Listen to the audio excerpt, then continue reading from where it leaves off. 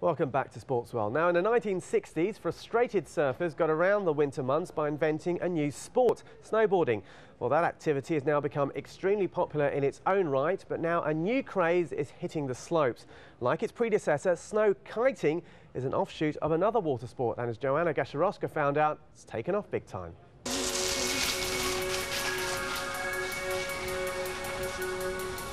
Forget queuing for lifts or dodging ski schools. Snowkiting offers a new kind of freedom to skiers and boarders. And it's taking off in a big way. You can go on mountaintops, on lakes, on fields. You can go basically wherever there's not a lot of trees. And with this, you can ride for 6 or 8 hours each day without having to stop. Snowkiting has become one of the fastest growing winter sports in recent years. All you need is a pair of skis or a board, a kite, a wide open space, some of the right stuff, and a strong wind. It's the latest branch of a sport called power kiting, which has already spawned the summer pastime of kite surfing. And it's especially popular in areas with little in the way of downhill slopes, like parts of Scandinavia and North America. But it's not just for the young and reckless. The main part of our customers are about 35-year-olds. But we get, it's very wide crowd that we get. We get both young people, and I think the oldest one has been 65, I think. Yeah. But it is a very easy sport to learn. So in basically between 4 and 6 hours, you're up and running and can go wherever you want with your kite. The idea was professional kiters Eric Fernholm and Christian Sigurdarsson run several snowkiting schools throughout Sweden. They're also the men behind the Nordic Masters, a self-styled battle of Europe's best here in the Swedish resort of Sälen. perfect. Skiers and boarders still do the same tricks as they would on a slope, but this time the landing can be more gentle, something that appeals to those for whom bouncing back after a fall can be difficult. But there's also the added appeal of speed if you want it. Up to around 110 kilometers an hour is possible. You've taken all the best parts of each sport and like combining it into kitesurfing or snowkiting. Because you can have the tricks from wakeboarding, you can have the easiness of skiing.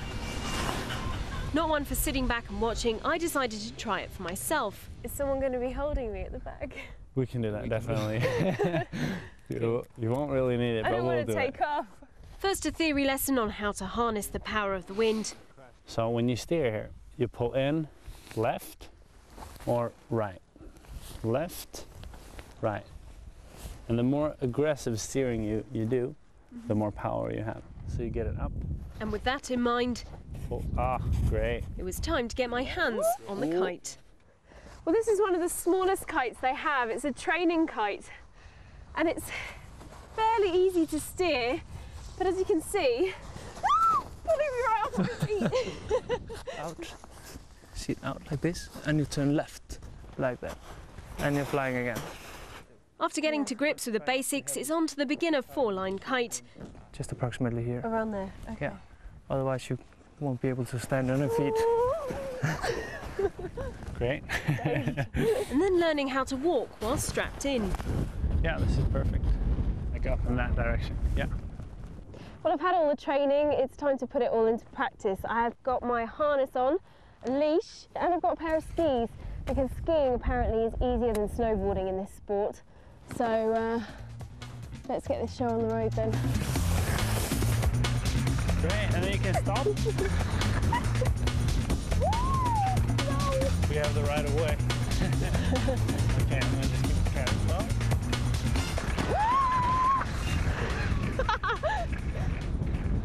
It may take a little bit to get underway, but once you're going, it really is exhilarating. Back at the Nordic Masters, the action continues into the night as the wind begins to pick up. And despite the competitors becoming more and more daring in their efforts to secure the title, the guys stress that this sport isn't just for the brave.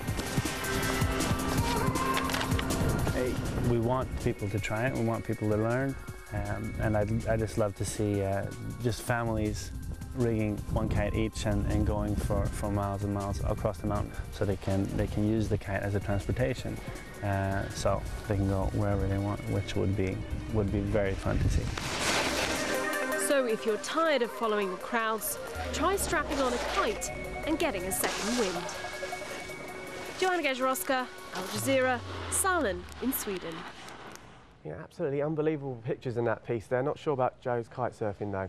Well, the tiny Russian Republic of Kalmykia is one of the poorest in the Federation. It virtually has no industry and very few natural resources, and is also the only region in Europe where Buddhism is the major religion. But as Jonah Hull reports, Kalmykia is just as remarkable for its flamboyant president, who amongst other things claims to have been abducted by aliens and is also absolutely devoted to the game of chess.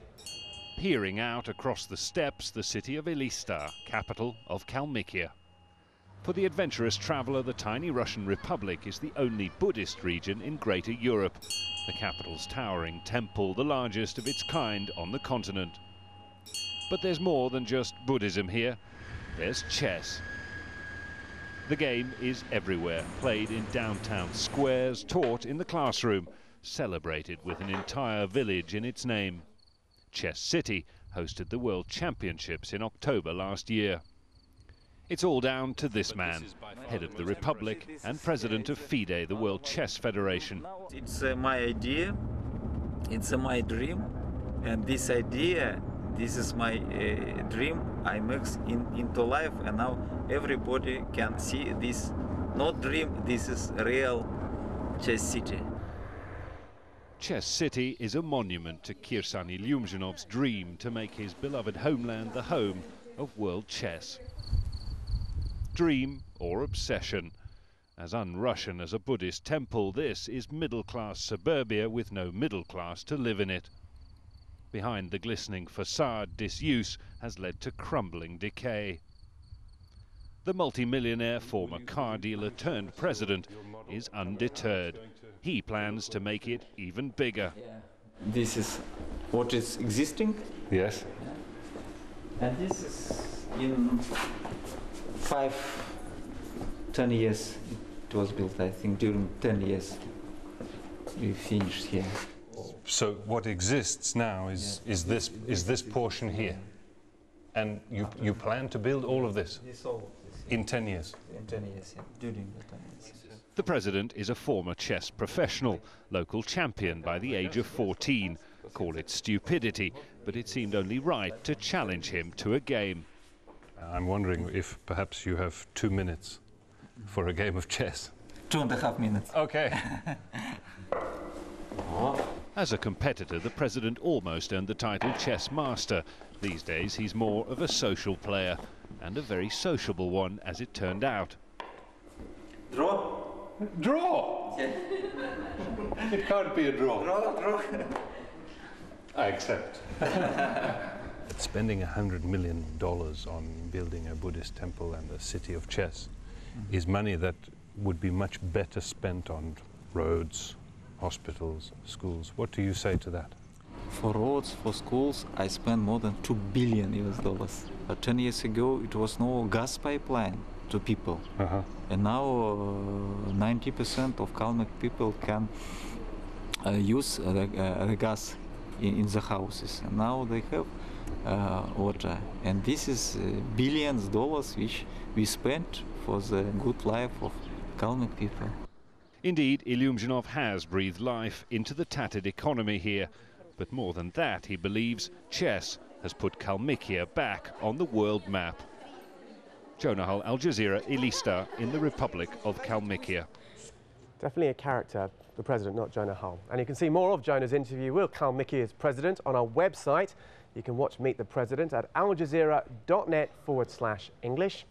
And as ever, the website will also keep you up to date with all the latest sports news and give you the chance to let us know what you think of the show. But that's it for this edition of Sportsworld. We'll be back with more next week. I'm Rahul Pathak. You're watching Al Jazeera.